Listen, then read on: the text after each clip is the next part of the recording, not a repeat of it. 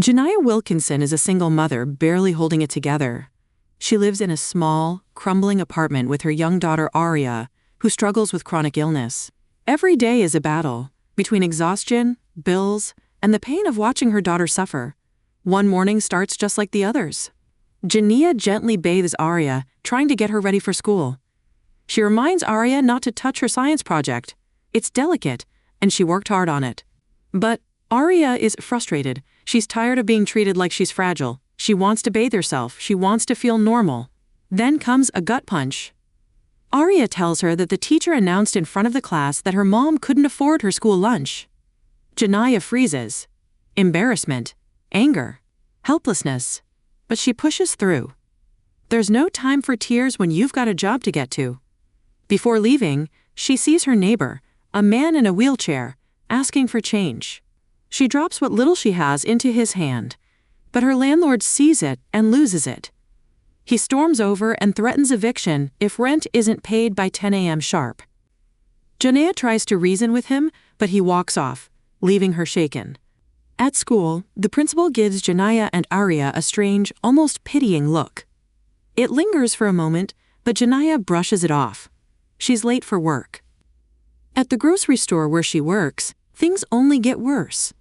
A customer flips out when Janiyah explains that his WIC card can't be used for certain items. The man throws a bottle at her, and it shatters on the floor. Her manager doesn't even ask if she's okay. He just tells her to clean it up. While she's in the back, she gets a call that changes everything. Aria had a seizure in the bathtub. She's been hurt. Janiyah rushes to tell her boss, begging to leave, but he coldly tells her she has 30 minutes to deal with it, and absolutely refuses to give her the paycheck she's earned. No check. No help. Just threats. Desperate, Janiyah heads to the bank to try and pull out cash for Aria's lunch. But the line is endless. By the time she reaches the school, it's too late. Child Protective Services is already there.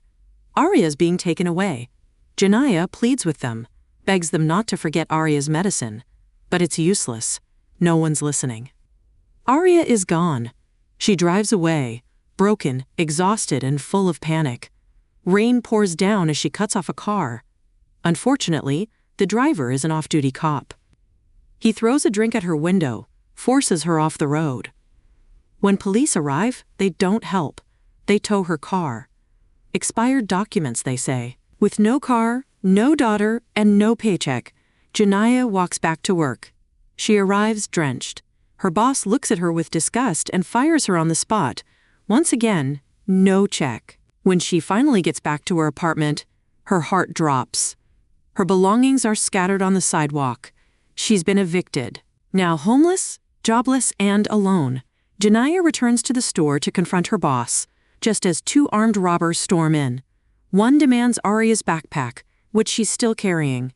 It's all she has left of her daughter. She refuses. The man hits her. But Janiyah fights back. In the chaos, she grabs a gun and shoots one of the robbers. Her former boss accuses her of setting the whole thing up. He claims she planned it, but Janiyah knows better. The robber called her by name. He must have seen her name tag. Afraid and cornered, Janiyah does the unthinkable. She shoots her boss and runs, paycheck in hand. She heads straight to the bank, hoping to cash the check. But the teller refuses without ID. At her breaking point, Janiyah pulls the gun again. The teller complies, but silently hits the alarm. One of the employees, Nicole, recognizes Janiyah and talks to her with calm and care. Meanwhile, police surround the bank. Detectives Raymond and Grimes, who had already been looking into the robbery, arrive on the scene. Detective Raymond, a former Army negotiator, offers to talk to her. On the phone, a fragile connection forms. Janiyah starts to open up. She explains the pain, the pressure, the betrayal at every turn.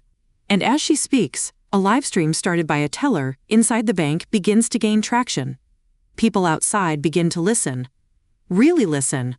Public sympathy swells. The police jam the stream. They want control back. But Raymond is more interested in the truth. She investigates the off-duty officer who harassed Janiyah earlier and has him arrested. At the same time, Nicole and Janiyah disable the bank's security cameras, trying to buy time. But another teller, Tessa, sneaks into the bathroom and writes a note on the window. The bomb is fake. It's just a science project. Raymond discovers what the device really is. Aria's school project. There's no bomb. No threat. Just a grieving mother clinging to a memory. Raymond confronts the FBI when they refuse to let her finish the negotiation. She even punches the officer who mistreated Jania. Then she gives Nicole a photo to pass to her. It's the off-duty cop who ran her off the road. When Jania sees it, she knows she's finally being heard. She releases all the hostages, except Nicole, who chooses to stay. And then, the phone rings. It's Jania's mother. Her voice is soft, trembling. She tells Jania the truth. Aria died the night before, during that seizure in the tub. Suddenly, everything crashes down. There had been no call from the school. No visit from CPS. No one had taken Aria. Jania had imagined her daughter's presence all day. A product of grief so deep it fractured her mind. All of her actions, from the backpack to the bomb, had been shaped by a desperate refusal to let go. Nicole had known. She stayed with Jania, not out of fear, but to protect her. As the FBI prepares to storm the building, a cloud of tear gas fills the air. Gunshots ring out. Jania collapses. But it's not real. That too is in her mind. In reality, Jania steps outside quietly. Her face is stained with tears. She walks forward and surrenders peacefully to Detective Raymond. Nicole is by her side. And for the first time in a long time, Jania is not alone. If this story moved you, don't forget to like, subscribe, and hit the bell icon. There's more powerful storytelling coming your way, and you won't want to miss it. Thanks for watching.